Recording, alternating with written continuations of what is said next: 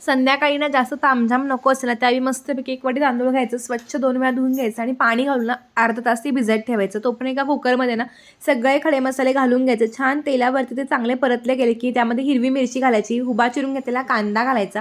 तो पण सगळा चांगला परतून घेतला की आलं लसूणची 1 चमचाभरून पेस्ट घालायची. हे सगळं चांगलं परतायचं. त्यामध्ये आता बारीक चिरून घेतलेला टोमॅटो घालायचा.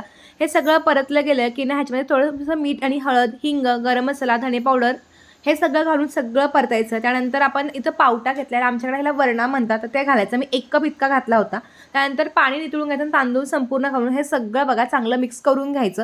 हे सगळं ना छानपैकी मसाले कोट झाले की 1 वाटीसाठी ना इथं आपण 3 वाटी पाणी घालायचं. सगळं चांगलं मिक्स करून घ्यायचं.